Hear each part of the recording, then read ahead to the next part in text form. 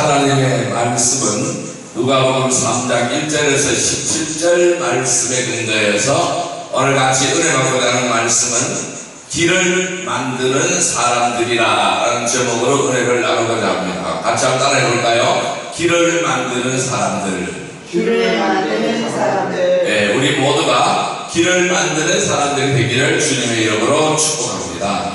네, 오늘의 말씀은 길을 만드는 사람이라고 말씀드렸죠. 우리가 이 말을 다른 말로 바꾸어서 설명한다면은 길을 닦는 사람들이다 라고 할 수가 있습니다. 여러분, 우리는 어떤 길을 만들어야 할까요? 즉, 우리가 만들어야 될 길은 주님이 오실 길입니다. 주님은 반드시 이 땅에 다시 재림한다고 말씀하셨습니다. 주님이 다시 오실 길, 주님이 오실 길을 만들어가고 닦아가는 우리 복된 성도들 되기를 바랍니다. 이 오늘 본문에 주님이 오실 길을 만드는 사람이 나타나고 있습니다. 그 사람의 이름은 세례 요한입니다. 오늘 세례 요한이 광야에서 선지자 사역을 시작을 하면서 맨 처음 외친 메시지가 4절의 말씀입니다. 4절의 말씀 같이 한번 읽어볼까요? 선지자 이사야의 책에 쓴 바 광야에서 외치는 자의 소리가 있어 이르되 너희는 주의 길을 준비하라. 그의 오실 길을 곱게 하라. 즉 주의 길을 준비하라는 것입니다. 주의 오실 길을 닦으라고 말씀하시고 있습니다. 자, 여기서 이렇게 설명했어요. 광야에서 외치는 자의 소리가 있다. 너희는 주님의 길을 예비하라. 그 길을 곱게 하라. 이 말씀이 오늘 4절의 말씀입니다. 이 세례 요한의 메시지는 그 당시 이스라엘 백성들에게 매우 충격적이었습니다. 매우 놀라운 메시지였습니다. 즉 400년간의 침묵을 깨었습니다. 이 400년간의 침묵을 깨고 출현한 선지자가 바로 세례 요한입니다. 즉 이 4절에서 6절의 말씀은 이사야의 예언을 이용한 말씀입니다. 즉 이사야 40장의 말씀을 이용한 것입니다. 이사야 40장은 하나님이 자기 백성을 회복하시는 위로의 메시지인 것입니다. 이사야 40장은 이렇게 시작을 합니다. 너희는 위로하라. 내 백성을 위로하라. 이제 하나님이 메시아를 보내서 너희를 구원하신다. 이것이 바로 이사야 40장의 메시지인 것입니다. 그런데 이 메시아를 보낸다고 말씀하시고 그 다음 말씀이 오늘 우리의 본문 말씀인 4절에서 6절의 말씀인 것입니다. 이 4절에서 6절의 말씀은 오늘 세례 요한이 이사야서의 40장의 말씀, 이사야의 예언을 인용한 말씀입니다. 자, 뭐라고요? 메시아가 오실 길을 닦는다. 골짜기는 메워지고 산과 언덕은 평평하게 하고 부은 것은 곱게 하고 험한 길은 평탄하게 만들어라. 즉 왕이 오실 길을 만들라는 것입니다. 이것이 오늘 세례 요한이 우리에게 주신 메시지입니다. 왕의 오실 길을 만들라는 것입니다. 왕이 오실 길을 닦으라는 것입니다. 이 오늘 세례 요한이 선지자 사역 400년 만에 출현한 선지자 사역 첫 번째 메시지를 이사야서의 예언을 이사야의 예언으로 시작한다는 것은 어떤 의미를 가지고 있을까요? 이스라엘아 들으라. 내가 이사야의 예언의 성취다라는 메시지입니다. 즉 이사야가 예언한 그 예언의 성취가 바로 나에게서 이루어진다라는 것을 말씀하고 있는 것입니다. 세례 요한은 왕의 길을 닦는 사람인 것입니다. 오늘 세례 요한이 외친 큰 메시지는 이스라엘아 들으라. 이제 메시아가 오신다. 왕이 오신다. 메시아가 오신다. 왕이 오신다. 그 길을 닦으라. 그 길을 길을 수축하라는 말씀입니다. 옛날에 왕이 행차를 하게 되면은 왕이 혼자 오는 법이 없습니다. 오늘날 대통령의 행차도 마찬가지입니다. 혼자 가는 법이 없습니다. 혼자 오는 법이 없습니다. 왕이 행차할 때는 멀리서부터 큰 소리로 외치는 사람들이 있습니다. 어떻게 외칩니까? 여러분들 사극을 많이 봤지 않습니까? 물러가라! 물러가라! 상감마와 행차하신다. 이렇게 큰 소리로 외치는 것입니다. 자, 오늘 큰 소리를 외치는 거예요. 그러므로 세례 요한이 너희는 왕이 오시는 길을 준비하라는 것입니다. 자, 이 말씀을 들었을 때에 백성들은 이걸 듣고 엄청 놀라는 것입니다. 드디어 오시는구나. 우리가 고대하는 이 왕이 드디어 오시는구나. 드디어 그리스도 우리 왕이 오시는구나 하고 매우 놀라는 것입니다. 왜 그 길을 만들어야 할까요? 왜 왕이 오시는 길을 만들어야 될까요? 영적으로 황폐해졌습니다. 척박해졌습니다. 길이 완전히 다 무너져 버렸습니다. 아무것도 없습니다. 길이 끊어진 지 400년이 지나가 버렸습니다. 400년 동안 하나님은 침묵을 지키고 있었습니다. 길이 없어져 버렸습니다. 황무지가 되어버렸습니다. 이렇게 황무지가 되어버린 이스라엘에게 말라기 이후에 400년 만에 처음 듣는 메시지라는 것입니다. 말라기 이후에 400년 동안 하나님은 침묵하셨습니다. 아무런 하나님의 음성도 들리지 않았습니다. 이사야 때로 치면은 800년 만입니다. 이사야 때로 치면 800년 만에 세례 요한이 말하는 것입니다. 주님의 길을 예비하라. 길을 곱게 펴라. 길을 평탄하게 하라. 길을 닦으라. 길을 수축하라. 길을 내야만 사람들이 하나님을 돌아볼 수 있게 된다는 것이죠. 주님이 한 사람에게 오시려면 주님과 그 사이에 부서진 길이 있습니다. 망가져버린 그 길이 있습니다. 원래 우리는 하나님과 우리 사이에 길이 있었습니다. 그런데 그 길이 다 무너져 버렸다는 사실입니다. 그 길이 전부 다 황무지가 되어버렸다는 사실입니다. 그래서 주님과 그 사이에 부서진 길, 황무지가 된 길을 수축하고 끊어진 길을 연결시키는 일이 필요하다는 것입니다. 그래서 길을 만들고 길을 닦는 작업이 필요하다는 것입니다. 여러분, 어느 인생이나 똑같습니다. 하나님을 떠나서 오래되면 돌아올 길이 안 보이는 것입니다. 너무나 멀리 가버렸습니다. 너무나 멀리 가버렸다는 것입니다. 돌아올 길이 안 보이는 것입니다. 길이 없습니다. 길이 황폐해지는 것입니다. 오늘 많은 사람들이 이런 이야기를 하죠. 사람들을 얘기하다 이제는 너무 멀어져 버렸어. 너무 멀리 와버렸어. 이런 얘기를 많이 합니다.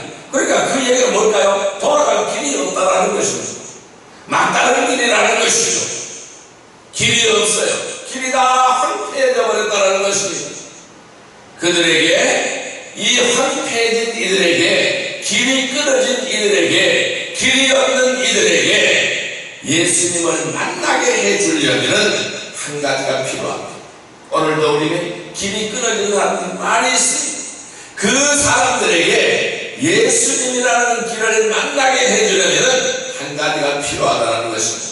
끊어진 길을 만들어야 돼요. 그 길을 닦아주어야만 한다는 것입니다. 그 길을 닦아주는 사람이 필요하다는 말씀입니다. 그래서 하나님은 세례 요한을 보내신 거예요. 이 세례 요한은 길을 만드는 사람인 것입니다. 그런데 오늘 세례 요한의 역할을 잘 살펴보세요. 오늘 저와 여러분들이 하는 역할과 똑같다라는 사실입니다. 누군가가 하나님에게로 돌아오려면 길을 만드는 사람이 필요한 거예요. 길을 닦는 사람이 필요한 거예요. 길을 만들고 길을 수축하고 길을 닦으려면 두 가지가 있어요. 이 두 가지가 필요한 거예요. 오늘 우리는 세례 요한의 메시지에 주목해 보시기를 바랍니다. 그 두 가지가 뭐냐 하면은 첫째는 열매인 것입니다. 두 번째 요소는 겸손인 것입니다. 여러분, 이 열매는 뭘까요? 삶의 변화를 말씀하고 있는 거예요. 이 삶의 변화가 있어야 된다는 말씀입니다. 그리고 두 번째 겸손은 바로 뭘까요? 자기를 낮추는 것이라는 것입니다. 자신을 낮추는 겸손이 있어야 된다는 말씀입니다. 여러분들에게 이 두 가지가 있으면은 여러분들은 길을 만드는 사람들입니다. 주님의 길을 만드는 사람이에요. 주님의 길을 닦는 사람이에요. 여러분, 우리 모두가 주님의 길을 만들어가는 복된 성도들이 되기를 주님의 이름으로 축복합니다. 자, 그렇다면은 우리가 한번 살펴볼게요. 주님의 길을 만드는 사람들이 되어야 되겠죠. 우리가 주님의 길을 만드는 사람이 되어야 됩니다. 그럼 우리는 어떻게 하여야 될까요? 그 첫 번째 요소는 제가 말씀드렸죠. 삶의 변화와 열매라는 것입니다. 따라할까요? 삶의 변화의 열매가 필요하다. 예, 삶에 있어서의 변화의 열매가 필요한 것입니다. 내 삶의 변화가 필요한 것입니다. 내 삶에서 열매가 필요하다는 말씀입니다. 자, 오늘 말씀 3장 8절의 말씀을 볼까요? 누가복음 3장 8절의 말씀 같이 읽습니다. 그러므로 회개에 합당한 열매를 맺고 속으로 아브라함이 우리 조상이라 말하지 말라. 내가 너에게 이르노니 하나님이 능히 이 돌들로도 아브라함의 자손이 되게 하시리라. 다시 한번 읽습니다. 그러므로 회개에 합당한 열매를 맺고 속으로 아브라함이 우리 조상이라 말하지 말라. 내가 너에게 이르노니 하나님이 능히 이 돌들로도 아브라함의 자손이 되게 하시리라. 여러분, 우리가 3절을 주의 깊게 읽어보았어요. 세례 요한은 이 요단강에서 사역을 시작하는데 주로 한 것은 요단강에서 세례를 베푸는 일이었습니다. 세례를 주는 일이었습니다. 그래서 요한의 별명이 세례자 요한입니다. 그래서 우리가 요한을 부를 때 뭐라고요? 세례 요한이라고 부릅니다. 예수님의 제자 요한이 아니라 세례 요한으로 부르는 것이죠. 예수님의 제자 요한은 다른 사람입니다. 그래서 성경에 요한의 이름이 자주 등장하는데 항상 성경에 우리는 세례 요한, 예수님의 제자 요한 이렇게 우리가 구분을 해야 됩니다. 요한복음을 쓰시고 요한 1, 2, 3서를 쓰시고 그 다음에 요한계시록을 쓴 예수님의 제자 요한하고 다른 인물이 세례 요한인 것입니다. 자, 이 요한의 별명이 그래서 세례자 요한인 거예요. 자, 3절에 이렇게 말씀하죠. 죄사함을 받는 회개의 세례를 받아야 된다는 것입니다. 그래서 회개하라 이 말씀이에요. 세례 받으라 이 말씀은 회개하라 이 말씀입니다. 그리고 회개함으로 해서 세례를 받게 된다는 것을 말씀하고 있는 거예요. 자, 400년의 침묵. 하나님께서 400년 동안 아무 말씀도 하시지 않고 이 말라기 선지자를 끝으로 이 선지자가 끊어져 버렸어요. 이제 마지막 선지자 세례 요한이 400년 만에 출현한 거예요. 그래서 하나님의 메시지를 전하는 것입니다. 말라기 이후에 400년 동안 아무 말씀이 없었습니다. 그래서 이 마지막 선지자 세례 요한의 출현으로 백성들은 엘리야가 환생했다는 거예요. 엘리야가 다시 오셨다는 거예요. 엘리야 선지자가 왔다고 매우 기뻐했습니다. 사람들이 엄청나게 몰려들었어요. 많이 몰려들었습니다. 그런데 세례 요한은 설교 스타일의 포블러가 확 나누어지기 시작하는 것입니다. 좋아하는 사람은 엄청 따르는, 싫어하는 사람은 아주 싫어하는 이러한 설교 스타일이었습니다. 예수님도 똑같았습니다. 예수님을 주목하고 예수님을 좋아하는 사람은 엄청 따라다녔습니다. 그리고 예수님을 배척하고 싫어하는 사람은 아주 싫어했습니다.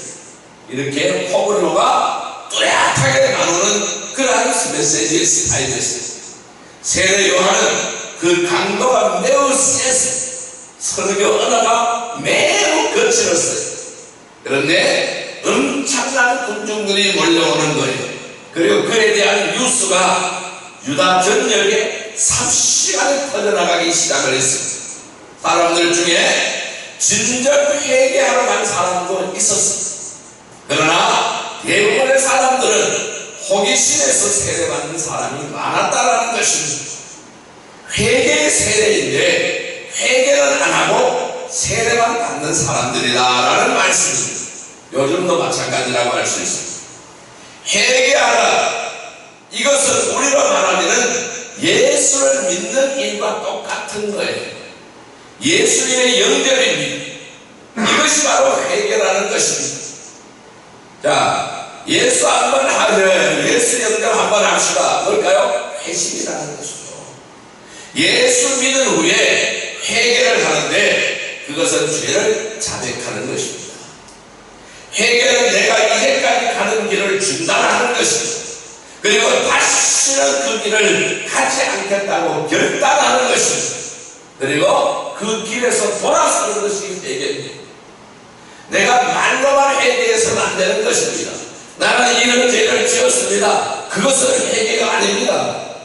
뭘까요? 그러면 회개라는 것은 뭘까요? 진정으로 그 가는 길을 돌이켜서 다시 돌아오는 거예요. 이것이 회개라는 것입니다. 그 길에서 돌아서는 것이 회개라는 것입니다. 그런데 7절 세례 요한이 요단강에 몰려오는 사람들을 보고 날카롭게 책망을 합니다. 7절 말씀을 한번 읽어볼까요? 요한이 세례받으러 나오는 우리에게 이르되 독사의 자식들아, 누가 너희에게 일러 장차 올 진노를 피하라 하느냐. 독서를 퍼붓습니다. 이 요한강으로 나오는 사람들에게 독서를 던집니다. 독서를 퍼붓습니다. 뭐라고요? 이 독사의 자식들아. 엄청난 말이죠. 군중이 깜짝 놀라는 것입니다. 설교하다가 이 정도 해야 진정한 돈짓구라고 할 수가 있습니다. 이것은 저주에 가까운 욕설 아닙니까? 독사의 자식이라는 것은 우리말로 풀이를 한다면 뱀새끼라는 얘기죠. 개새끼보다 더 심한 놈이죠. 왜? 독사는 무엇을 상징합니까? 무엇을 말합니까? 마귀잖아요, 마귀. 그러니까 마귀 새끼들이야. 너희들은 마귀 새끼야, 이 말이잖아요. 세례 요한의 강력한 메시지, 이 마귀 새끼들아, 이렇게 공격하는 것이죠. 여러분, 이 세례 요한은 왜 사람들을 이렇게 책망을 했을까요? 8절을 같이 한번 보시기 바랍니다. 그러므로 회개에 합당한 열매를 맺고 속으로 아브라함이 우리 조상이라 말하지 말라. 내가 너에게 이르노니 하나님의 능히 이 돌들로 아브라함의 자손이 되게 하시리라. 이 8절에는 무엇을 말씀하고 있습니까? 그들에게는 무엇이 없어요? 뭐가 없다는 얘기일까요? 회개에 합당한 열매가 없다는 거예요. 회개에 알맞은 열매가 없다는 것입니다. 열매가 없으면 그것은 진정한 회개가 아니라는 것입니다. 열매가 있어야 진정한 회개라는 말씀입니다. 예수를 믿는다고 하면은 그 전에 옛 모습이 없어지는 것, 이것이 바로 뭘까요? 열매인 거예요. 그래서 옛 모습이 사라져야 되는 것입니다. 새로운 모습이 나타나야 되는 거예요. 그 새로운 모습이 바로 뭘까요? 주님의 형상, 하나님의 형상이 나에게 나타나야 되는 거예요. 예수님의 성품이 나의 성품으로 나타나야 된다는 말씀입니다. 예수님의 말씀이 나의 말로 나타나야 된다는 말씀입니다. 예수님의 삶이 나의 삶으로 나타나야 된다는 말씀입니다. 삶의 변화인 것입니다. 세례 요한이 볼 때에 이들에게는 이러한 열매가 보이지 않는다는 것입니다. 열매가 없다는 것입니다. 이게 중요한 거예요. 여러분, 그래서 세례 요한은 뭐라고요? 너희가 아브라함의 조상이라고 말은 너희가 아브라함의 자손이라고 말하지 말라는 것입니다. 아니다라는 것입니다. 왜? 회개에 합당한 열매가 없기 때문에 아니라는 것입니다. 하나님은 이 돌들로, 이게 돌이에요, 이 돌들로 명하서 아브라함의 자손이 되게 할 수가 있다는 거예요. 너희들은 만왕한 아브라함의 자손이지 아니라는 것입니다. 이 돌보다 더 못한 존재들이라는 것이죠. 여러분, 우리 한국교회를 한번 보세요. 이 한국교회를 볼 때에 빛과 소금의 역할을 감당하지 못했다 그래요. 뭘 못했을까요? 뭘 잘못했을까요? 교회를 열심히 안 갔나? 열심히 갔어요. 헌금을 제대로 안 했나? 헌금했어요. 교회 봉사에 빠졌나? 봉사했습니다. 이런 얘기가 아니라는 것입니다. 믿음과 일상을 분리시켜 버렸다는 말씀이에요. 예수를 믿는데 삶이 달라진 것이 아무것도 없다라는 것입니다. 예수 믿는 것이 회개하는 것인데, 회개하는 표시로 세례를 받은 것인데, 세례 요한이 보니까 전부 다 삶의 열매가 보이지 않는 사람밖에 없더라는 말씀입니다. 우리는 이 말씀을 받으면서 오늘 우리는 내 가슴이 찔려와야 되는 거예요. 왜 그랬는가? 그들에게 잘못된 생각이 있었다라는 것입니다. 7절에 세례를 받고 뭐라고요? 하나님의 진노만 피하고자 생각을 했다라는 것입니다. 8절에는 우리는 아브라함의 자손이라고 생각했다라는 것입니다. 무슨 뜻일까요? 회개의 열매가 없는, 예수를 믿고 회개의 열매가 없는 사람의 속마음은 뭐냐면은 나는 진짜 죄인인가? 자기가 얼마나 죄인인지 잘 모른다는 거예요. 내가 얼마나 죄인인지를 모른다는 것입니다. 나를 지옥불에서 건지신 하나님의 은혜가 없다라는 것입니다. 어메이징 그레이스가 없다라는 것입니다. 거기에 대한 감명이 없다라는 것입니다. 신앙이 종교화 되어버린 현상이다라는 것입니다. 종교화 되어버린 현상이다. 우리의 믿음이 종교화 되어버린 현상이다, 이 말씀입니다. 무감각해졌다는 말씀입니다. 그 사람의 신앙이 종교화가 되어버리면 삶의 변화가 두드러지게 나타나지 않는다라는 것입니다. 그래서 세례 요한은 이러한 문제점을 지적하고 있는 것입니다. 좋은 열매 맺지 않는 나무, 회개에 알맞은 열매를 맺지 않는 나무는 하나님께서 찍어버린다는 말씀을 하시고 있는 거예요. 여기서 나무는 무엇이죠? 사람을 말하는 것입니다. 저와 여러분들을 말하는 것입니다. 이미 도끼가 나무 뿌리에 닿았다라는 것입니다. 이미 찍혀졌다라는 말씀입니다. 왜 찍어버려요? 쓸모가 없기 때문에 찍어버린다는 거예요. 세례를 받았지만은 회개의 세례가 아니고 예수님을 믿었지만은 예수 믿는 증거가 나타나지 않으면은 주님께 쓸모가 없다는 말씀입니다. 믿음의 횟수만큼 삶이 달라져야 그게 진정한 회개한 사람이라는 것입니다. 지식의 문제가 아닙니다. 여기에서는 은사의 문제가 아닌 것입니다. 그 사람의 삶이 어느 정도 달라져서 내 주변에 유익을 주고 혜택을 주고 하는가 문제라는 것입니다. 이것이 주님의 길을 닦는 것입니다. 누군가가 하나님께서 옳은 길을 만들어 주려면 회개에 합당한 열매가 맺혀져 있어야 된다는 말씀입니다. 우리의 믿음과 삶이 분리가 되지 않아야 된다는 말씀입니다.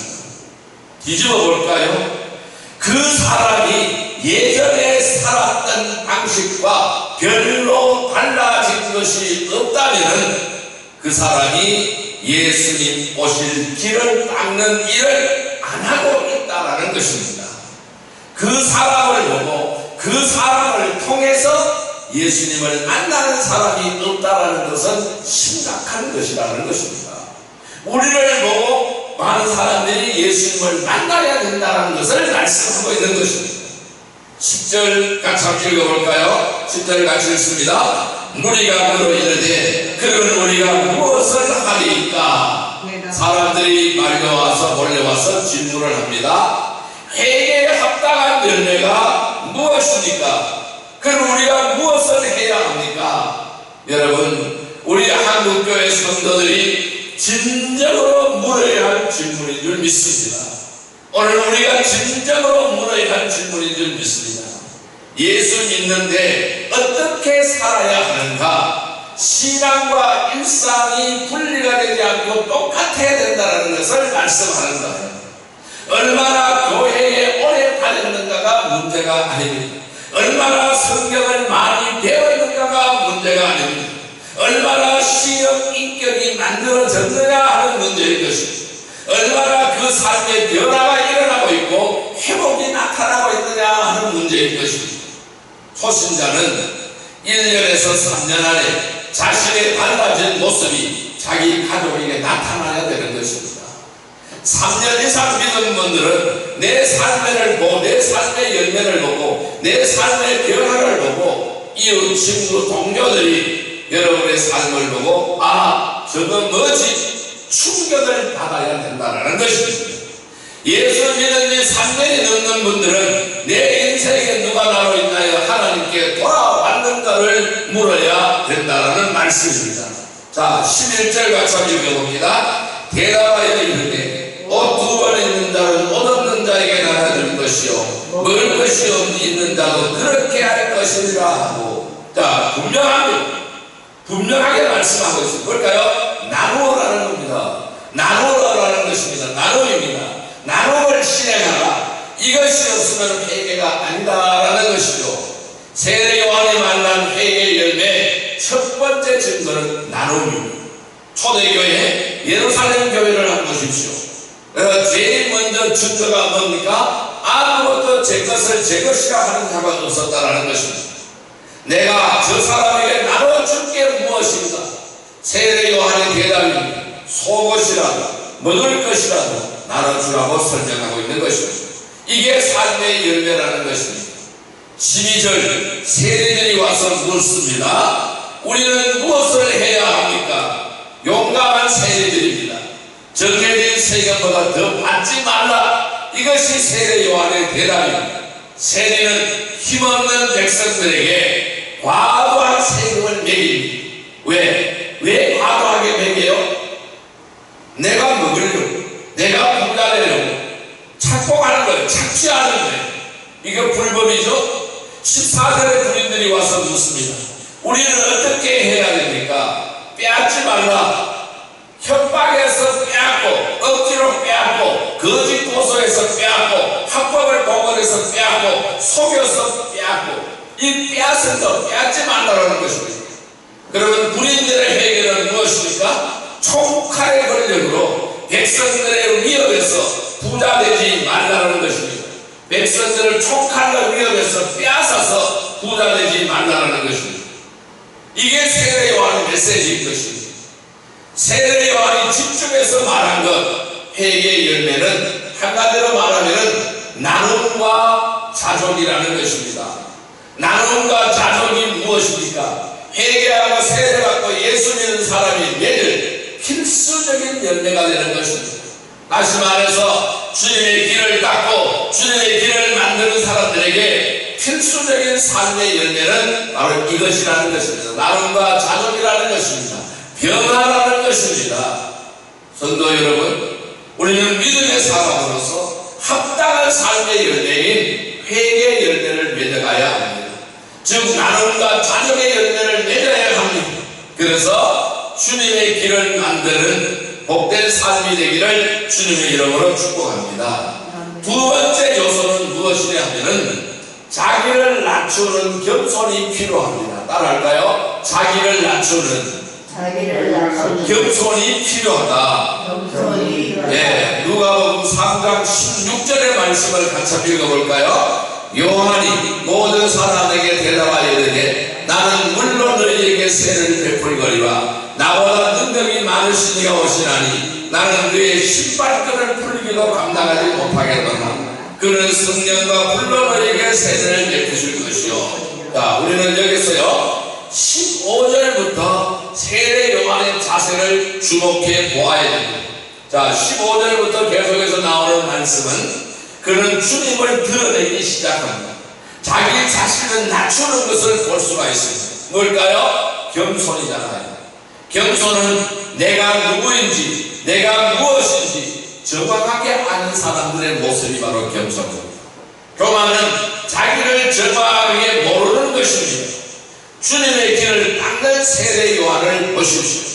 15절을 보면은 사람들의 생각이 나타나고 있는 것을 볼 수가 있습니다. 혹시 사람들이 이래 생각하는 것이죠. 혹시 세례 요한이 그리스도가 아닐까? 우리가 기다리고 있는 그리스도가 아닐까? 우리가 기다리고 있는 구세주가 아닐까? 우리가 기다리고 있는 진정한 왕이 아닐까? 이거 우리는 다 아는 줄 알잖아요. 그런데 그 당시의 사람들은 그 분위기를 보면은 그럴 만도 합니다. 세례 요한이 그리스도가 하신 일을 다 하는 거예요. 말라기 이후에 400년간의 공백을 뚫고 하나님의 말씀을 강력하게 선포되자 사람들은 놀라는 것입니다. 요단강에서 세례를 받은 많은 사람들이 변화되기 시작하는 것입니다. 많은 회개의 열매들이 드러나기 시작합니다. 자, 세례받은 사람들이 가진 것을 나누기 시작을 합니다. 세례들이 회개합니다. 군인들이 회개합니다. 막 회개하기 시작합니다. 착취한 세금을 백성들에게 나눠주고 있어요. 여러분, 여리고의 세리 삭개오를 아십니까? 삭개오가 회개하고 여리고성에 난리가 났습니다. 삭개오의 변화로 가난한 사람들에게 먹을 것이 풍족해졌습니다. 예루살렘이 북적북적하기 시작합니다. 군인들이 변했어요. 백성을 힘으로 착취하기를 중단했습니다. 회개하고 세례받은 사람들의 변화로 예루살렘과 이 요단강이 성지가 되어버렸습니다. 사람들이 생각했습니다. 아, 우리에게 하나님이 이제 찾아오셨구나. 400년 동안 아무 말씀도 하시지 않다가 이제 하나님이 찾아오셨구나. 자, 그래, 우리가 저 사람 때문에, 우리가 저분 때문에 하나님을 다시 만났어. 내가 다시 이렇게 변화가 되었어. 이분이 메시아가 아닙니까? 백성이 세례 요한을 주목하기 시작합니다. 메시아입니다. 저분이 진정으로 하나님이 보내신 메시아가 아닐까? 이분일 거야. 당시 세례 요한은 엄청난 인파가 따라다니는 대스타였습니다.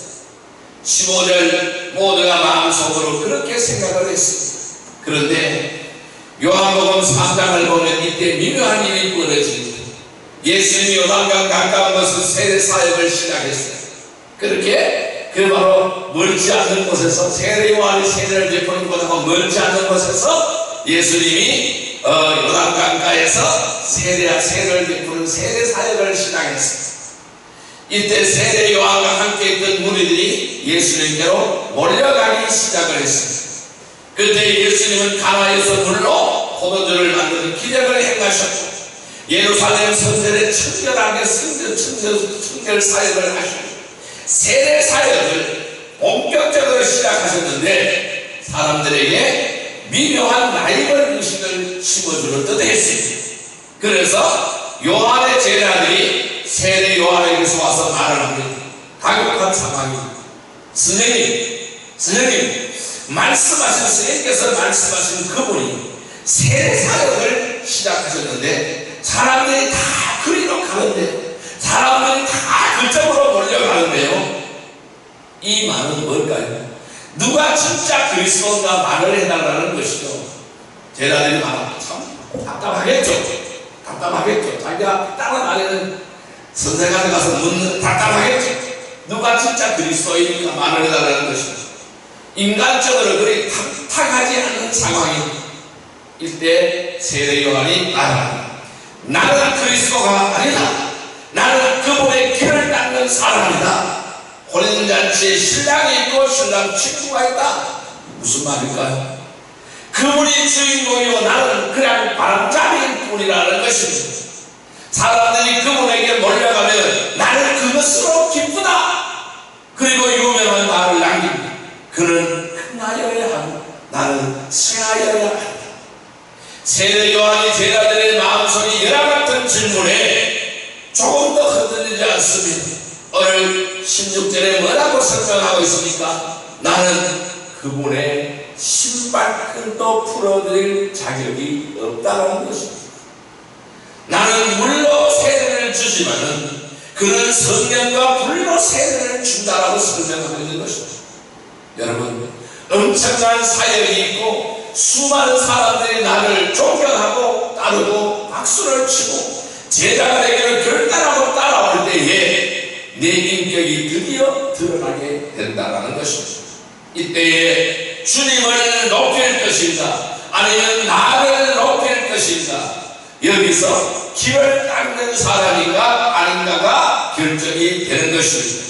세례 요한은 이 정체성에 있어서 너무나 확실합니다.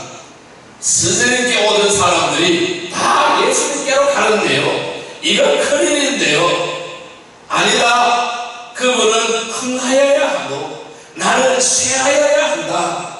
이것이 그의 겸손이라는 것입니다.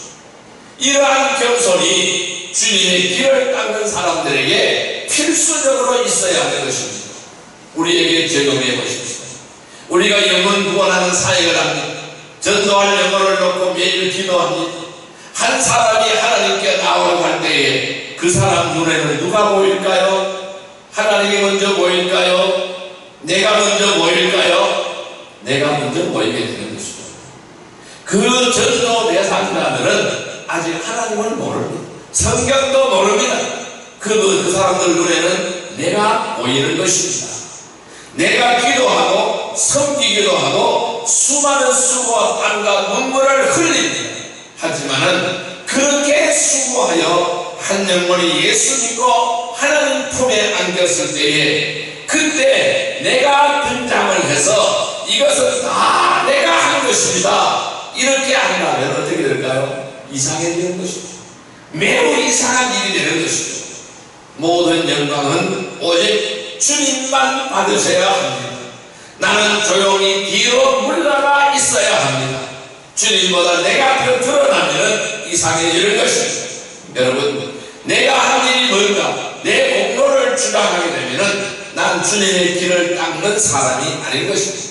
길을 만드는 사람은 자신을 낮추는 겸손이 필요한 것입니다. 다시 말해서 주님의 길을 만들고 닦는 사람들에게 필수적으로 자기를 낮추는 겸손이 필요한 것입니다. 그런데 여러분, 우리가 믿음의 사람으로 합당한 삶의 열매인 회개의 열매, 나눔과 자존의 열매를 맺고 자기를 낮추는 겸손으로 주님의 길을 만들어가는 우리의 삶이 되기를 주님의 이름으로 축복합니다. 자, 이제 말씀을 정리하겠습니다. 우리는 어떻게 하여야 할까요? 한번 질문해 보세요. 난 주님의 길을 만드는 사람인가? 길을 닦는 사람인가? 그렇다면 영혼들이 주님 앞에 올 때 나는 내 삶의 변화를 보여주고 있는가? 나는 무엇이라도 나눠주려고 애쓰고 있는가? 나는 어떤 일이든지 불법 편법을 멀리하고 있는가? 난 모든 일이 잘 이루어졌을 때 나는 겸손한가? 내 일이 아니고 주님의 이름만 드러나도록 조용히 뒤로 물러나고 있는가? 이 두 가지가 있다면 우리는 길을 닦는 사람들이 되는 것입니다. 저는 올 한 해 우리 모든 성도들이 길을 만드는 사람들이 되어서 반드시 한 영혼이 여러분들이 닦은 그 길로 주님을 만나야 한다고 믿습니다. 여러분, 믿음의 사람으로 합당한 삶의 열매인 회개의 열매, 나눔과 자정의 열매를 맺고 자기를 낮추는 겸손으로 주님의 길을 만드는 삶이 되어서 많은 영혼을 주님께로 돌아오게 하는 축복의 삶이 되기를 주님의 이름으로 축복합니다. 기도드립니다. 사랑과 은혜의 아버지 하나님 감사합니다. 오늘 이 말씀 속에서 나는 내 신념을 향하여 질문하기를 원합니다. 나는 주님의 길을 만드는 사람인가? 주님의 길을 닦는 사람인가? 내 위험한 영혼들이 주님 앞에 올 때 내 삶의 변화를 보여주고 있는가? 한번 돌아보기를 원합니다. 여러분, 우리 모두가 돌아보기를 원합니다. 믿음의 사람으로 합당한 삶의 열매인 회개의 열매를 맺게 하옵소서. 나눔과 자족의 열매를 맺게 하여 주옵소서. 자기를 낮추는 겸손으로 주님의 길을 만드는 삶이 되게 하여 주옵소서. 오늘 세례 요한의 삶이 오늘 우리의 삶이 되게 하여 주옵소서. 그리하여 많은 영혼을 주님께로 돌아오게 하는 축복의 삶이 되게 하여 주옵소서. 예수님의 이름으로 감사하여 기도드리옵나이다. 아멘. 50장 찬송 드리며 귀한 예물 드리겠습니다.